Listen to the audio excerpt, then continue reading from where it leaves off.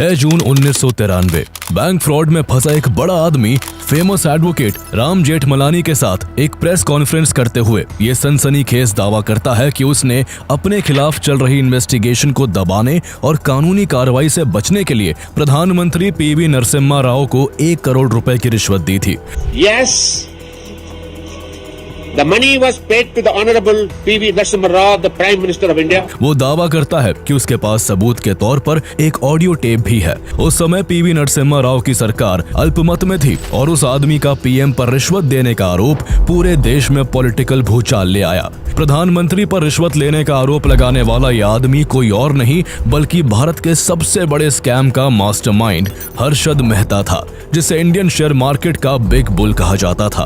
उसके पास बेशुमार पैसा था, हजारों स्क्वायर फीट में फैले बड़े बड़े अपार्टमेंट्स थे, एक से एक महंगी गाड़ियां थी और वो सालाना 24 करोड़ रुपए का टैक्स भरता था। इंडियन शेयर मार्केट में उसकी ऐसी धमक थी कि वो जिस कंपनी में इन्वेस्ट करता उस कंपनी के शेयर के प्राइस आसमान छूने लगते थे।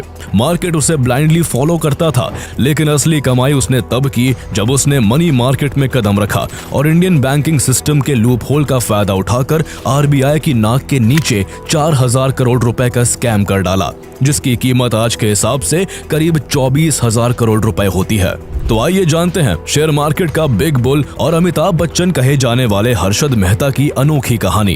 केवल 40 रुपए लेकर मुंबई आने वाला शख्स इंडिया का one of the richest person कैसे बना, उसने कैसे और कौन से Indian share market and banking system के लूप होल्स का फायदा उठाकर हजारों करोड़ रुपए कमाए और आखिर उसके स्कैम का खुलासा कैसे हुआ। Harshad Mehta, the big bull, single-handedly starting the bull market by deploying thousands of crores. 1992 security scam was masterminded by big bull Harshad Mehta. ये घोटाला करीब 4000 करोड़ रुपए का था। The consequences were so serious that BSE remained closed for a month.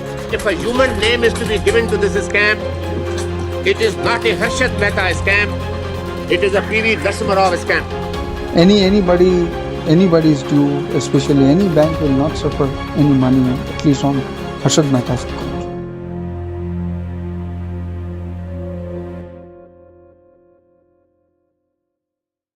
Harshad Mehta का जन्म 29 जुलाई 1954 को गुजरात के राजकोट जिले के पनेली मोती में एक जैन परिवार में हुआ था। हर्षद के पिता शांतिलाल मेहता ने मुंबई में टेक्सटाइल बिजनेस शुरू किया, इसलिए उनका परिवार वहीं शिफ्ट हो गया। हर्षद और उसके तीनों भाइयों की शुरुआती पढ़ाई घाटकोपर के ही एक लोकल स्कूल में हुई। हालांकि जब हर्षद केवल 10 साल का था तभी उसके पिता की तबीयत काफी खराब हो गई और उसका परिवार 1964 में छत्तीसगढ़ के रायपुर में शिफ्ट हो गया। हर्षद के पिता ने रायपुर में भी अपने बिजनेस को खड़ा करने की कोशिश की, लेकिन उन्हें सफलता हाथ नहीं लगी। अगले कुछ सालों में उनकी फाइनेंशियल कंडीशन इतनी खराब हो गई कि उन्हें अपने बेटों की स्कूल फीस भरने के लिए अपनी पत्नी के गहने तक बेचने पड़ गए। हर्षद के पिता के कारोबार के साथ साथ उनका स्वास्थ्य भी बिगड़ रहा था, इसलिए 12th तक की पढ़ाई रायपुर से ही करने के बाद साल 1973 में हर्षद मुंबई अपने मामा के घर चला गया और वहां लाला लाजपत राय कॉलेज में कॉमर्स से ग्रेजुएशन करने के साथ साथ छोटी मोटी नौकरियां भी करने लगा। ग्रेजुएशन करते हुए उसने कभी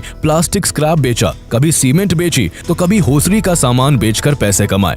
इन सब के बीच साल 1976 में हर्षद की बीकॉम की डिग्री पूरी हो गई, जिसके बाद वो न्यू इंडिया एश्योरेंस कंपनी में 600 रुपए की मंथली सैलरी पर क्लर्क के तौर पर नौकरी करने लगा। इस बीच उसके छोटे भाई अश्विन की भी मुंबई में ICICI बैंक में नौकरी लग गई थी, इसलिए वो भी हर्षद के साथ मुंबई में ही रहने लगा। 1992 में जब हर्षद मेहता स्कैम सामने आया था तो पूरे देश की आंखें खुल गई थी। उस घोटाले ने ये साफ कर दिया था कि भारत को एक ऐसे स्टॉक एक्सचेंज की जरूरत है जो टेक्नोलॉजिकली एडवांस्ड और पूरी तरह से ट्रांसपेरेंट हो। इसी सोच के साथ NSE यानी नेशनल स्टॉक एक्सचेंज की एस्टैब्लिशमेंट हुई। NSE का मकसद एक ऐसा इकोसिस्टम तैयार करना था जहां मैनिपुलेशन और ह्यूमन इंटरफेरेंस की कोई गुंजाइश ना हो। भारत में इलेक्ट्रॉनिक ट्रेडिंग की शुरुआत करने वाला पहला प्लेटफॉर्म NSE ही था और यही से देश के फाइनेंशियल इंफ्रास्ट्रक्चर में असली बदलाव शुरू हुआ। आज NSE सिर्फ एक स्टॉक एक्सचेंज नहीं बल्कि इंडिया के कैपिटल मार्केट्स की बैकबोन है। हर दिन होने वाले इक्विटी ट्रेड्स का सबसे बड़ा हिस्सा NSE के जरिए ही होता है। कैश इक्विटीज हो या इंडेक्स फ्यूचर्स या ऑप्शंस, हर सेगमेंट में एनएसई की मौजूदगी का साफ असर देखा जा सकता है। पिछले कुछ सालों में जिस रफ्तार से डीमैट अकाउंट्स बढ़े हैं, उसने रिटेल इन्वेस्टर्स की पार्टिसिपेशन को रिकॉर्ड स्तर पर पहुंचा दिया है और एनएसई भी इस बदलाव का एक अहम हिस्सा रहा है। एनएसई आज इंडिया की one of the largest unlisted company है। ट्रांजैक्शन चार्जेस के अलावा एनएसई ने पिछले कुछ सालों में फिक्स्ड इनकम, कमोडिटीज और इंडेक्स बेस्ड प्रोडक्ट्स जैसे नए सेगमेंट्स में भी अपने कदम बढ़ाए हैं। चूंकि एनएसई अभी तक बीएसई की तरह शेयर मार्केट में लिस्टेड नहीं है, इसलिए इसके शेयर सीधे स्टॉक मार्केट से नहीं खरीदे जा सकते। लेकिन अगर आप एनएसई की ग्रोथ जर्नी में शामिल होना चाहते हैं तो इसके अनलिस्टेड शेयर्स में इन्वेस्टमेंट एक अच्छा मौका हो सकता है। आप एनएसई जैसे टॉप अनलिस्टेड शेयर्स में इनक्रेड मनी के जरिए इन्वेस्ट कर सकते हैं। इनक्रेड मनी पर आप जीरो ब्रोकरेज के साथ कम अकाउंट से भी शुरुआत कर सकते हैं। एनएसई जैसी अनलिस्टेड कंपनी में इन्वेस्ट करने का मतलब है एक ऐसी कंपनी के साथ जुड़ना जो स्टेडी कैश फ्लो और मजबूत फंडामेंटल्स के साथ काम कर रही है। लेकिन ध्यान रहे कि अनलिस्टेड शेयर्स में लिक्विडिटी थोड़ी कम होती है और लिस्टिंग के बाद इन पर 6 महीने का लॉक इन भी रहता है। इसलिए ये इन्वेस्टमेंट उन्हीं लोगों के लिए ज्यादा बेहतर होता है जो लॉन्ग टर्म के लिए पेशेंस के साथ इन्वेस्ट करना जानते हैं। हर्षद मेहता नौकरी करने के दौरान स्टॉक मार्केट के प्रति फैसिनेटेड होता जा रहा था, इसलिए इन्वेस्टमेंट को करीब से जानने और समझने के लिए उसने 1978 में अपना ट्रांसफर अपनी कंपनी के इन्वेस्टमेंट डिपार्टमेंट में करवा लिया। उधर रायपुर में हर्षद का फैमिली बिजनेस पूरी तरह से बर्बाद हो चुका था, इसलिए उसका पूरा परिवार रायपुर छोड़कर वापस मुंबई आ गया। उस दौरान हर्षद ने अपनी गर्लफ्रेंड ज्योति से शादी कर ली थी। अब हर्षद के ऊपर जिम्मेदारियां बढ़ गई थी और सिर्फ जॉब से पूरे परिवार का गुजारा मुमकिन नहीं था। इसलिए हर्षद ने एक साइट का काम भी शुरू किया। वो हर वीकेंड सूरत जाकर रफ डायमंड्स खरीदता और उन्हें पॉलिश करवाकर मुंबई में रीसेल करता। इस धंधे से उसे हर हफ्ते 200 रुपए मिलने लगे थे। इस वक्त तक हर्षद को यह एहसास हो गया था कि सिर्फ नौकरी या छोटे मोटे काम करके वो ज्यादा पैसे नहीं बना सकता। यहाँ तक कि वो ये सब करके अपने परिवार के लिए एक घर तक नहीं खरीद पाया था। उसके सपने बड़े थे और उसे बहुत अमीर बनना था, इसलिए उसने फैसला किया कि वो अब स्टॉक मार्केट में अपनी किस्मत आजमाएगा। संयोग से हर्षद और उसके भाई अश्विन का ऑफिस ट्रेडिंग रिंग के काफी करीब था, इसलिए दोनों भाई लंच ब्रेक में रोजाना वहां जाने लगे ताकि स्टॉक मार्केट को करीब से समझ सके। उस समय इलेक्ट्रॉनिक ट्रेडिंग शुरू नहीं हुई थी, इसलिए बॉम्बे स्टॉक एक्सचेंज बीएसई के ट्रेडिंग रिंग में शेयरों की खरीद बिक्री मैनुअली होती थी। लोगों को शेयर मार्केट में इन्वेस्टमेंट करने के लिए बीएसई की बिल्डिंग जाना पड़ता था। इस दौरान ब्रोकर्स और जॉबर्स का बहुत इंपॉर्टेंट रोल होता था, क्योंकि इन्वेस्टर्स इन दोनों के थ्रू ही शेयर्स बाय कर सकते थे। ट्रेडिंग रिंग एरिया भी केवल ब्रोकर्स और जॉबर्स के लिए ही रिजर्व्ड होता था। हर्षद मेहता के सर पर शेयर मार्केट को लेकर ऐसा जुनून सवार हुआ कि उसने अपनी क्लर्क की नौकरी छोड़ दी और ट्रेडिंग रिंग का जॉबर बनने का फैसला कर लिया। हर्षद जॉबर बनना चाहता था, लेकिन बिना किसी ब्रोकर की बैकिंग के जॉबर बनना पॉसिबल नहीं था। ऐसे में हर्षद ब्रोकर पी अंबालाल के पास गया और उनसे जॉबर्स बैच देने की गुजारिश करने लगा। लेकिन जब पी अंबालाल ने हर्षद मेहता को अपना जॉबर बनाने से साफ मना कर दिया तो हर्षद ने सिर्फ इतना कहा कि सर, आपके 2 बेटे हैं, मुझे अपना तीसरा बेटा मानकर ही अपने पास रख लीजिए। उसकी ये बात सुनकर पी अंबालाल का दिल पिघल गया और उन्होंने हर्षद को जॉबर का बैच दे दिया। हालांकि एज अ जॉबर हर्षद का पहला ही दिन काफी खराब रहा और उसने पी अंबालाल को 2000 रुपए का लॉस करवा दिया। स्टॉक मार्केट में हर्षद का करियर शुरू होते ही खत्म होने की कगार पर पहुंच गया था, लेकिन उसने किसी तरह अंबालाल को एक और चांस देने के लिए मना लिया। इस दिन के बाद हर्षद ने कभी पीछे मुड़कर नहीं देखा। कभी उसे अच्छे परफॉर्मेंस के लिए अंबालाल से तारीफ मिलती तो कभी घाटा लगने पर उसे खूब डांट भी सुननी पड़ती। इस इफ्स एंड बट्स के बीच काम करते हुए हर्षद ने 1 साल में शेयर मार्केट की बारीकियों को बहुत अच्छी तरह से समझ लिया। उसके अंदर शेयर्स को लेकर गजब की अंडरस्टैंडिंग डेवलप हो चुकी थी और उसकी गिनती उस समय के स्किलफुल जॉबर्स में की जाने लगी थी। इसी दौरान साल 1980 में हर्षद ने महसूस किया कि अगर उसे मार्केट में बड़ा पैसा कमाना है तो उसे कंपनीज की इंटरनल इंफॉर्मेशन सबसे ज्यादा और सबसे पहले जुटानी होगी। इत्तेफाक से इसी दौरान प्रीमियर ऑटो ने अपने ऑटोमोबाइल्स की कीमत में एक बड़ा इजाफा करने की घोषणा कर दी। हर्षद की कैलकुलेशन के हिसाब से इस बार कंपनी को जबरदस्त प्रॉफिट होने वाला था, लेकिन प्रॉफिट का एक्यूरेट अंदाजा लगाने के लिए उसे इस कंपनी की प्रोडक्शन कैपेसिटी का डेटा चाहिए था। इसके लिए वो सीधा प्रीमियर ऑटो के प्लांट पहुंच गया। वहां उसे समझ आया कि कंपनी की प्रोडक्शन कैपेसिटी पूरी तरह से लेबर यूनियंस पर डिपेंड करती है। इसलिए हर्षद लेबर यूनियंस के लीडर्स पर फोकस करने लगा। उनमें से एक लेबर यूनियन का लीडर हर्षद के घर के पास रहता था। हर्षद ने उसे पैसे देकर कंपनी का डेली प्रोडक्शन डेटा देने के लिए राजी कर लिया। इस तरह हर्षद मेहता ने अपना खुद का सोर्स नेटवर्क तैयार कर लिया, जिसके जरिए वो कंपनीज की इंटरनल इंफॉर्मेशन पता करने लगा। जब भी किसी कंपनी का प्रोडक्शन बढ़ने वाला होता तो हर्षद पहले ही उस कंपनी के शेयर्स को सस्ते दामों में खरीद लेता, और जब उनकी कीमत अपने हाई पर पहुंचती और उसे लगता कि अब वो शेयर और ज्यादा नहीं बढ़ पाएगा तो वो उनको बेचकर अच्छा खासा प्रॉफिट कमा लेता। इस तरह मार्केट में लोगों का हर्षद पर भरोसा बढ़ने लगा और उसे खूब काम मिलने लगा। हर्षद अब न केवल जॉबर के रूप में दूसरों के लिए ट्रेड करता था, बल्कि खुद की अर्निंग को भी स्टॉक मार्केट में इन्वेस्ट करने लगा था। साल 1982 तक हर्षद ने इनसाइडर ट्रेडिंग के दम पर अच्छा खासा पैसा कमा लिया था, और इसी पैसे से उसने बॉम्बे के कांदीवली इलाके में एक आलीशान बंगला खरीद लिया। जब काम बढ़ा तो उसके भाई अश्विन ने भी अपनी नौकरी छोड़ दी और वो भी हर्षद के साथ पूरी तरह से शेयर मार्केट के बिजनेस में जुड़ गया। शेयर मार्केट में जॉबर से शुरुआत करने वाला हर्षद मेहता अब सिर्फ इनसाइडर ट्रेडिंग तक सीमित नहीं रह गया था, बल्कि उसने स्टॉक मार्केट की एक और टेक्निक इस्तेमाल करनी शुरू की, जिसे पंप एंड डंप कहते हैं। इसके तहत हर्षद अपने साथियों के साथ मिलकर उस स्टॉक के ढेर सारे शेयर खरीद लेता, जिसकी ट्रेडिंग बेहद कम हो रही होती थी। इससे उस पर्टिकुलर स्टॉक की सप्लाई अचानक घट जाती और डिमांड आर्टिफिशियली बढ़ने लगती। इस तरह उस स्टॉक का प्राइस तेजी से बढ़ने लगता और रिटेल इन्वेस्टर्स बढ़ते प्राइस को देखकर उसमें अपना पैसा लगाने लगते। लेकिन जैसे ही उस स्टॉक का प्राइस बहुत ज्यादा बढ़ जाता तो हर्षद सारे शेयर बेचकर मोटा मुनाफा कमा लेता। हर्षद इस तरह नई नई स्ट्रेटेजीज अपनाकर मार्केट में छाया हुआ था। अब उसे लगने लगा था कि वो मार्केट का किंग है और उसे कोई नहीं हरा सकता। लेकिन तभी कुछ ऐसा हुआ जिसने उसको लगभग बर्बादी की कगार पर पहुंचा दिया। 18 मार्च 1982 को शेयर बाजार रोज की तरह ही सामान्य रूप से शुरू हुआ था, लेकिन दोपहर होते होते मार्केट में अचानक पैनिक फैल गया। शेयरों की कीमतें बुरी तरह गिरने लगी। इन्वेस्टर्स ने पैनिक सेलिंग शुरू कर दी। महज 15 मिनट के भीतर ही बाजार में सेंचुरी की सबसे तेज गिरावट रिकॉर्ड की गई।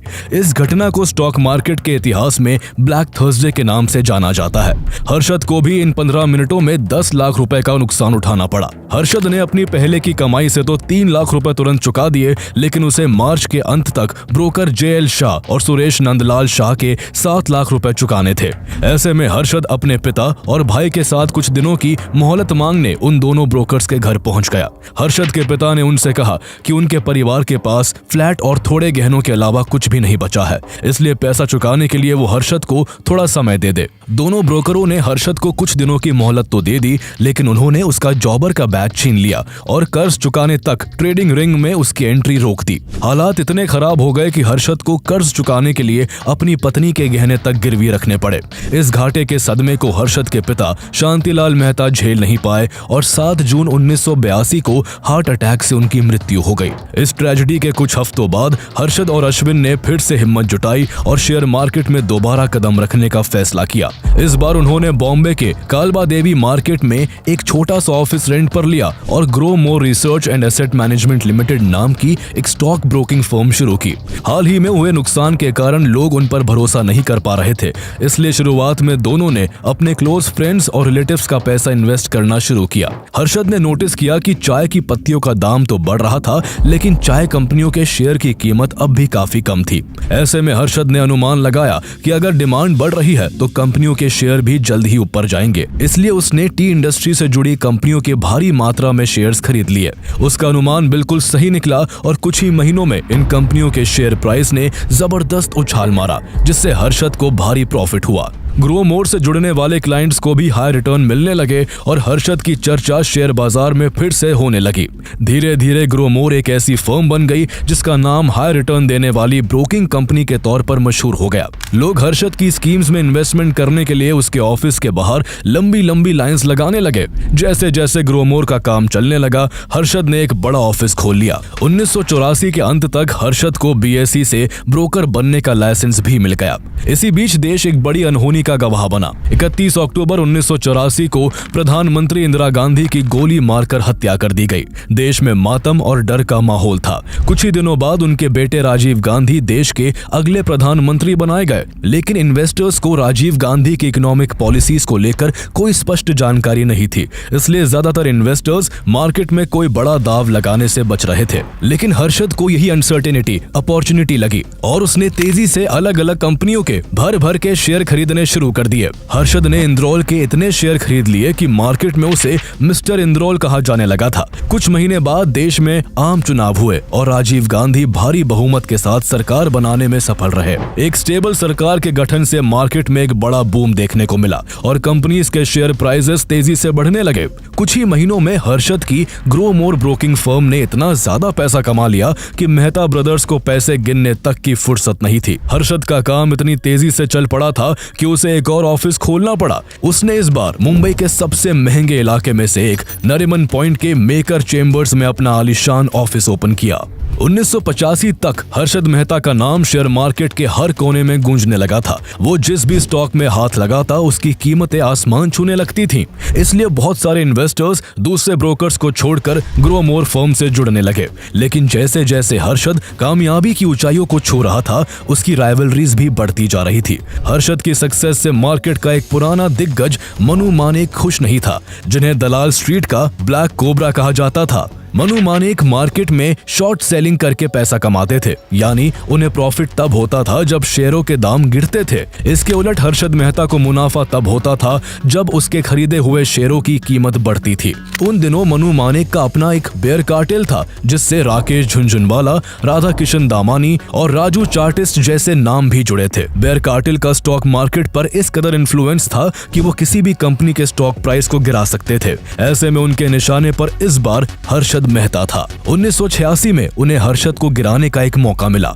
उस समय फाइनेंस मिनिस्टर वीपी सिंह ने एक ऐसा बजट पेश किया जिसमें कुछ फैसले बिजनेस के लिए अनफेवरेबल माने गए। नतीजा ये हुआ कि शेयर मार्केट तेजी से गिरने लगा। हर्षद ने एसपीआईसी के शेयर्स भारी मात्रा में खरीद रखे थे, इसलिए मौका देखकर मनु मानेक और उनके बेयर कार्टेल ने एसपीआईसी में भारी शॉर्ट सेलिंग शुरू कर दी, जिससे एसपीआईसी के शेयर की कीमत गिरने लगी। लेकिन हर्षद भी पीछे हटने वालों में से नहीं था। उसने एसपीआईसी के और ज्यादा शेयर खरीदना शुरू कर दिया, जिससे स्टॉक की डिमांड बढ़ी और प्राइस स्टेबलाइज हो गया। हर्षद की इस मूव ने बेयर कार्टेल को हैरान कर दिया। इसके बाद बेयर कार्टेल ने रूमर्स फैलाने शुरू किए कि हर्षद को 1 करोड़ का नुकसान हुआ है और वो दिवालिया हो चुका है। लेकिन हकीकत में हर्षद के पास सारे ड्यूज चुकाने के लिए पैसा था, इसलिए उसने अपने इन्वेस्टर्स का भरोसा बरकरार रखने के लिए सारे ड्यूज डेडलाइन से पहले ही क्लियर कर दिए। इस तरह हर्षद मेहता ने बेयर कार्टेल की सबसे बड़ी साजिश को मात दे दी थी और उसकी साख अब पहले से कहीं ज्यादा ऊपर उठ गई थी। हालांकि इस सब में उसे 1.5 करोड़ रुपए का नुकसान हुआ था, लेकिन हर्षद मेहता ने इस बड़े लॉस के बाद भी बड़ा बाउंस बैक किया। बढ़ती साख के कारण हर्षद को अब बड़े बड़े क्लाइंट्स मिलने लगे थे। जल्दी उसकी ब्रोकिंग फर्म की गिनती भारत के सबसे बड़े इंस्टीट्यूशनल ब्रोकर्स में होने लगी। लेकिन हर्षद मेहता यही नहीं रुकना चाहता था। उसके सपने बहुत बड़े थे।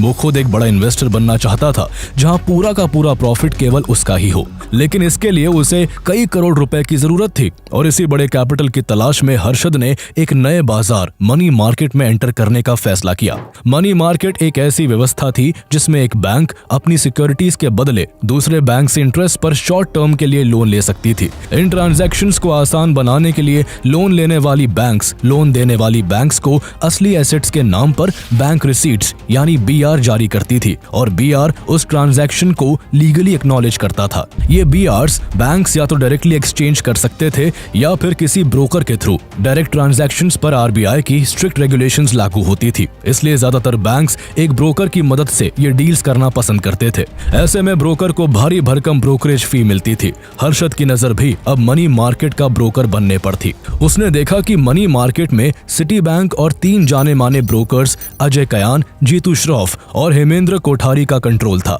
उन लोगों ने मिलकर एक कार्टेल बना रखा था और किसी नए ब्रोकर को मार्केट में टिकने नहीं देते थे। लेकिन हर्षद इतने सालों में शेयर मार्केट का मंझा हुआ खिलाड़ी बन चुका था। उसने इस कार्टेल से सीधी टक्कर लेने के लिए उन बैंक से साठ-गांठ करके पार्टनरशिप कर ली जो इस कार्टेल के कंट्रोल से खुश नहीं थे। इस तरह सिर्फ 2 साल के भीतर ही हर्षद मेहता मनी मार्केट का भी टॉप ब्रोकर बन गया। लेकिन हर्षद केवल ब्रोकरेज से ही नहीं बल्कि मनी मार्केट के एक बड़े लूप होल का भी फायदा उठाकर करोड़ों कमा रहा था। दरअसल कई बैंक डील की तैयारी में पहले ही ब्रोकर के अकाउंट में पैसा ट्रांसफर कर देते थे ताकि ब्रोकर को अच्छा डील मिलते ही वो दूसरे बैंक को पैसा ट्रांसफर करके तुरंत BR दे सके। ऐसे में जब तक कोई अच्छी डील नहीं होती थी तब तक वो पैसा 10-15 दिन तक ब्रोकर के अकाउंट में ही पड़ा रहता था।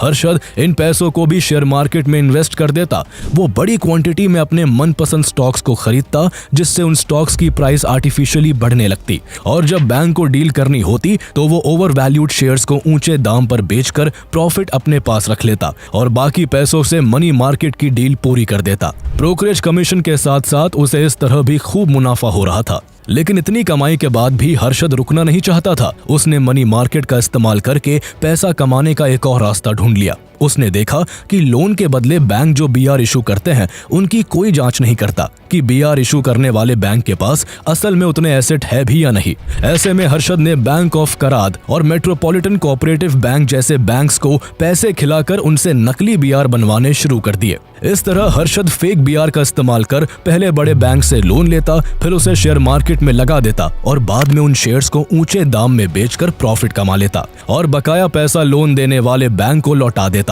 ऐसा करके उसकी एक्सपोनेंशियल तरीके से ग्रोथ हो रही थी। उस दौरान 1991 में finance minister doctor Manmohan Singh की न्यू पॉलिसीज ने इंडिया की इकोनॉमी को खोल दिया था जिस वजह से देश में फॉरेन इन्वेस्टमेंट बढ़ रहा था और शेयर मार्केट अच्छा कर रहा था। मई 1990 में जो सेंसेक्स 800 पॉइंट्स पर था वो अप्रैल 1992 तक बढ़कर 4467 तक पहुंच गया था। हर्षद के पसंदीदा स्टॉक्स की कीमतें आसमान छू रही थी और वो शेयर मार्केट का बिग बुल बन चुका था। हर्षद के नाम का जादू इस कदर छाया हुआ था कि जब उसने माज़दा इंडस्ट्रीज के शेयर्स खरीदे तो लोग उससे मिलते जुलते नाम वाली एक दूसरी कंपनी स्वराज माज़दा के शेयर्स भी खरीदने लगे और उसकी कीमत भी तेजी से बढ़ने लगी। हर्षद ने अपने सबसे पसंदीदा स्टॉक ACC में तो ऐसा दाव खेला था कि कुछ ही महीनों में उसने ACC के शेयर की कीमत 200 रुपए से 9000 रुपए तक पहुंचा दी थी। अब उसके पास बेशुमार पैसा था। कभी किराए के घर में रहने वाले हर्षद मेहता ने वर्ली में 15,000 स्क्वायर फीट का एक सी फेसिंग अपार्टमेंट खरीद लिया। हर्षद के गैराज में उस समय की एक से बढ़कर एक 29 लग्जरी कार्स थी जिसमें ब्राउन टोयोटा लेक्सस, BMW और मर्सिडीज बेंज जैसी उस जमाने की सबसे प्रीमियम गाड़ियां थी। हर्षद की लग्जरी लाइफ का अंदाजा इसी से लगाया जा सकता है कि भारत में टोयोटा का लेक्सस मॉडल इंपोर्ट कराने वाला वो पहला आदमी था। अब हर्षद अपने पीक पर पहुंच चुका था। मीडिया की हेडलाइंस में वो छाया रहता था। कभी लग्जरी कार से भरा उसका गैराज चर्चा का विषय बनता तो कभी वो देश की टॉप बिजनेस मैगजीन के फ्रंट पेज पर दिखता। इतना ही नहीं, हर्षद उस समय भारत का सबसे बड़ा टैक्स पेयर भी था। लेकिन इतनी शोहरत और दौलत के बावजूद हर्षद रुकना नहीं चाहता था। वो नकली बैंक रिसीट्स के जरिए बड़े बड़े बैंक से मनमाने लोन लेता रहा और उन पैसों से बेधड़क शेयर्स खरीदता गया। इसी दौरान जुलाई 1991 में RBI को जानकारी मिली कि मनी मार्केट में BR का धड़ल्ले से मिसयूज हो रहा है। RBI ने इस फ्रॉड को पकड़ने के लिए कुछ बैंक्स की जांच के ऑर्डर जारी किए और आगे से BR के इस्तेमाल के लिए काफी सख्त गाइडलाइंस लागू की। इससे नकली BR का इस्तेमाल और मनी मार्केट में हेर फेर करना काफी मुश्किल हो गया। लेकिन अब तक हर्षद इतना ओवर कॉन्फिडेंट हो चुका था कि उसे लगने लगा कि उसे कोई नहीं पकड़ पाएगा और यही उसका सबसे बड़ा ब्लंडर साबित हुआ। RBI की सख्ती के बावजूद उसने दिसंबर 1991 में SBI से किसी और बैंक के बिहाफ पर 500 करोड़ का फंड ले लिया और हमेशा की तरह सीधे शेयर मार्केट में लगा दिया। हालांकि RBI की जांच के बीच हर्षद इस बार नकली BR नहीं बना पाया था, इसलिए उसने SBI के एक एम्प्लॉय R सीतारमन को रिश्वत देकर SBI के रिकॉर्ड्स में हेरफेर करवा दी ताकि सीनियर ऑफिसर्स को 500 करोड़ के सिक्योरिटीज गैप का पता ना चल सके। लेकिन RBI के प्रेशर के बीच अप्रैल 1992 में SBI के ऑफिसर्स ने इस 500 करोड़ के गैप का पता लगा लिया। SBI ने तुरंत हर्षद पर पैसा लौटाने का दबाव बनाया। ऐसे में अगर वो जल्दी पैसे नहीं लौटाता तो उसके खिलाफ लीगल एक्शन होने पर उसका बैंक रिसीट का फ्रॉड एक्सपोज हो जाता। लेकिन इतने बड़े रिस्क के बावजूद हर्षद ने अपने शेयर्स नहीं बेचे, बल्कि उसने नेशनल हाउसिंग बैंक से पैसा लेकर SBI को किश्तों में लौटा दिया। लेकिन उसकी मुसीबतें फिर भी कम नहीं हुई। हर्षद अब एक ऐसे दलदल में फंस चुका था जहां से उसके लिए निकलना नामुमकिन था। RBI ने इस मामले की जब गहराई से जांच की तो पाया कि हर्षद ने ग्रीनलेस बैंक के अपने अकाउंट से SBI को 574 करोड़ रुपए का भुगतान किया था, जिसमें से 489.75 करोड़ रुपए नेशनल हाउसिंग बैंक के चेक से आए थे। ऊपर से तो ये नेशनल हाउसिंग बैंक और ग्रीनलेस बैंक के बीच एक सिक्योरिटीज ट्रांजैक्शन जैसा दिखता था, लेकिन वास्तव में नेशनल हाउसिंग बैंक के पास इसके लिए कोई सिक्योरिटीज मौजूद नहीं थी। आखिरकार बैंक रिसीप्ट के जरिए किए जा रहे इस घोटाले का पूरा रहस्य सामने आ गया था। रही सही कसर टाइम्स ऑफ इंडिया की जर्नलिस्ट सुचेता दलाल ने पूरी कर दी। जैसे ही उन्हें इस घोटाले की खबर मिली, उन्होंने 23 अप्रैल 1992 को इस पूरे मामले को फ्रंट पेज पर काफी डिटेल में छापते हुए लिखा कि SBI के अकाउंट से 500 करोड़ रुपए गायब हैं और इसके पीछे बिग बुल का हाथ है। रिपोर्ट सामने आते ही संसद में हंगामा हो गया। विपक्ष ने सरकार को घेरा, जिसके बाद जांच के लिए इनकम टैक्स, RBI और CBI जैसी एजेंसियां लगा दी गई। इसके बाद हर्षद के मनी मार्केट और शेयर बाजार के सारे घोटाले सामने आने लगे। हर्षद मेहता का घोटाला सामने आते ही शेयर मार्केट क्रैश कर गया। हर्षद के स्टॉक सबसे ज्यादा गिरे। रिटेल इन्वेस्टर्स को भी करोड़ों का नुकसान हुआ। जिन बैंक्स के जरिए हर्षद ने जाली BR बनाए थे वो डूब गए। यह पूरा स्कैम 4000 करोड़ से भी ज्यादा का था, जो कि उस समय इंडिया के सबसे बड़े घोटालों में से एक था। 4 जून 1992 को हर्षद और अश्विन मेहता को गिरफ्तार कर लिया गया। उनके घर, बैंक अकाउंट्स और कारें जब्त कर ली गई। इस दौरान जून 1993 में हर्षद और उनके एडवोकेट राम जेठमलानी ने प्रेस कॉन्फ्रेंस के जरिए उस समय के प्रधानमंत्री PV नरसिम्हा राव पर केस को दबाने के बदले 1 करोड़ रुपए की रिश्वत लेने का आरोप लगा दिया था। हालांकि जांच एजेंसियों ने उसके इस दावे को गलत बताते हुए इसे इन्वेस्टिगेशन को मिसलीड करने का जरिया बताया। कानूनी लड़ाई कई सालों तक चलती रही। इस दौरान हर्षद कई बार जेल के अंदर बाहर होता रहा और इसी बीच 31 दिसंबर 2001 को मुंबई के थाने जेल में हर्षद मेहता को अचानक सीने में दर्द उठा, जिसके बाद उसे सिविल हॉस्पिटल में भर्ती कराया गया, लेकिन इलाज के दौरान ही उसकी मौत हो गई। घोटालों में फंसने से पहले तक हर्षद देश का सबसे बड़ा टैक्स पेयर था और वो सालाना करीब 24 करोड़ का टैक्स पे कर रहा था। एक अनुमान के मुताबिक अगर हर्षद पकड़ा नहीं जाता और जिंदा होता तो वो आज मुकेश अंबानी से भी ज्यादा अमीर होता। जहां हर्षद को कोई फ्रॉड मानता है तो कोई उसे शेयर मार्केट का सबसे बड़ा जीनियस कहता है। सच्चाई जो भी हो, लेकिन हर्षद मेहता ने उस समय इंडियन बैंकिंग सिस्टम के कई बड़े लूप होल्स को सामने लाकर RBI को कई बड़े चेंजेस करने पर तो मजबूर कर ही दिया था। हर्षद मेहता स्कैम सिर्फ एक घोटाला नहीं था, बल्कि उस दौर की इंडियन फाइनेंशियल सिस्टम की सबसे बड़ी विफलताओं में से एक था। लेकिन इसी घटना के बाद जिस बदलाव की शुरुआत हुई, उसने भारत की कैपिटल मार्केट को पूरी तरह से रीडिफाइन कर दिया। उस बदलाव की सबसे बड़ी मिसाल NSE बना। हर्षद मेहता के समय एक मजबूत सर्वेलेंस मैकेनिज्म और सिक्योर सेटलमेंट सिस्टम की कमी थी। उस वक्त की मैनुअल ट्रेडिंग और लूजली मॉनिटर्ड ट्रांजैक्शंस ने मैनिपुलेशन को बढ़ावा दिया था। NSE ने इन कमजोरियों को दूर किया। आज NSE का सर्वेलेंस सिस्टम इतना एडवांस्ड है कि ये हर सेकंड लाखों ट्रेड्स को रियल टाइम में स्कैन करता है और इनसाइडर ट्रेडिंग से लेकर